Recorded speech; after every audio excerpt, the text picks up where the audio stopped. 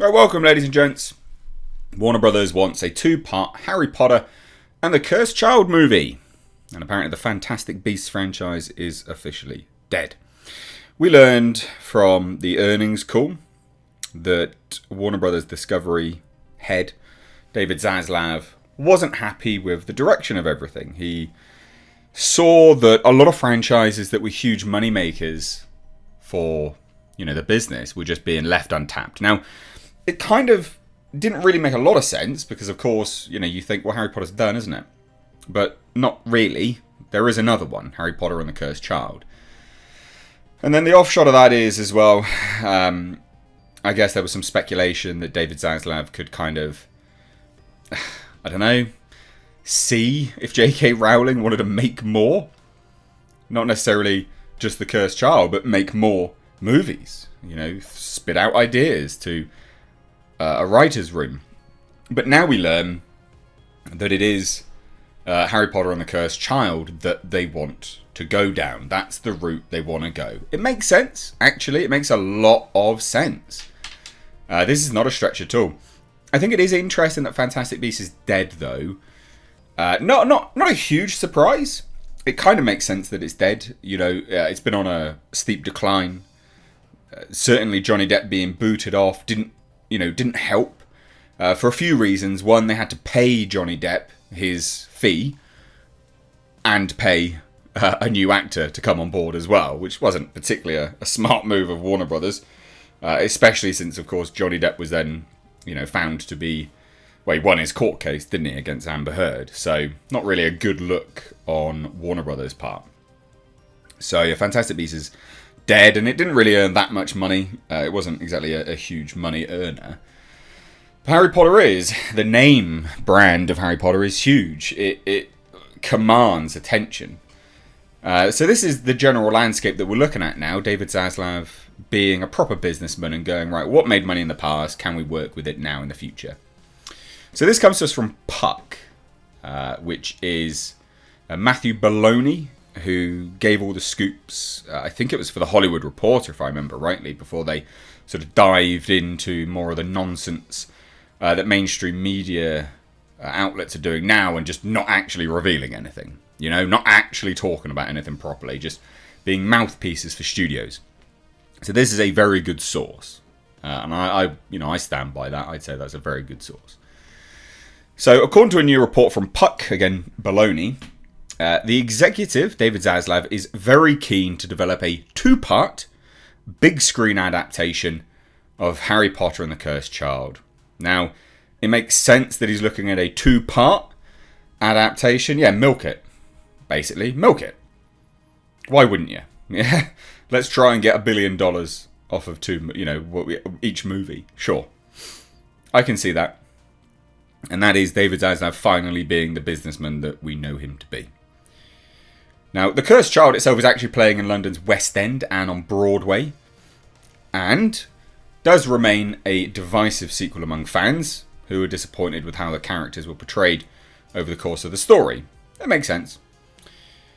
Now, it is said that Rowling herself previously wasn't interested in The Cursed Child being adapted for film, though Zaslav is hoping to change her mind, particularly if it means keeping the franchise on screen. So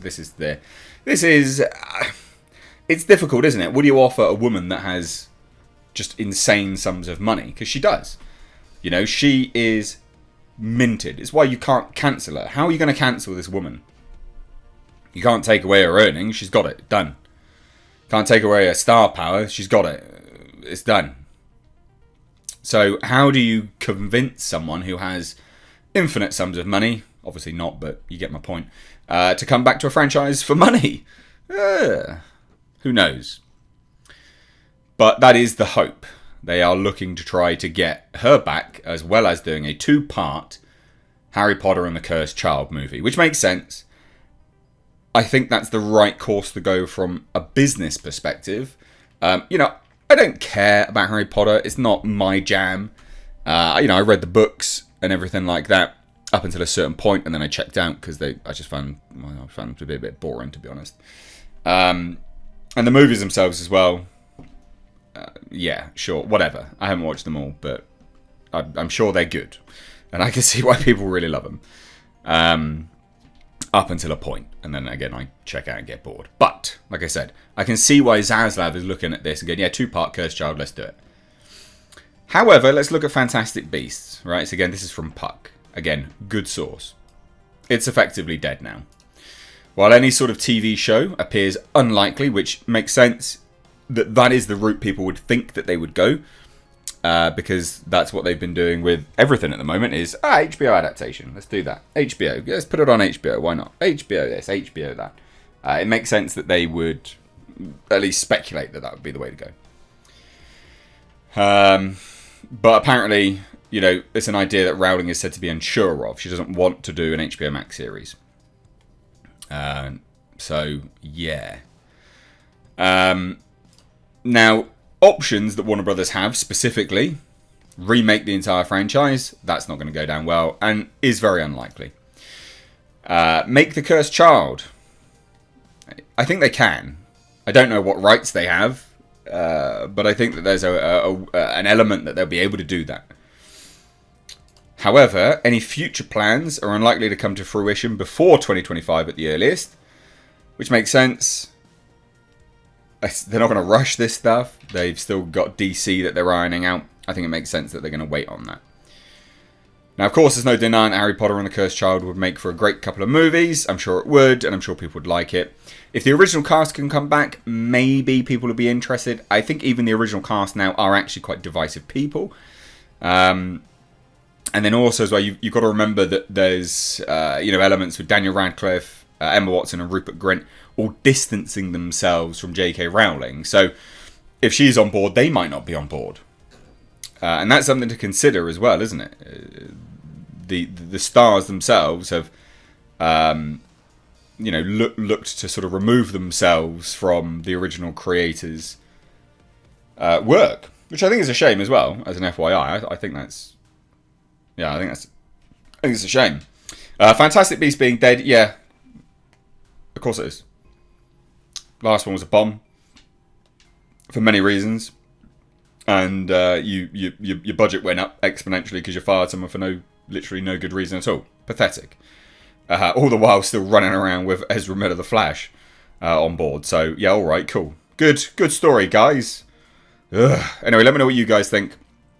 I think this is good though this is good for Warner Brothers Discovery in general, and it's a good sign of things to come because again, it's David Zaslav being a businessman, which in this world, that's what we want. Business. Let's do it.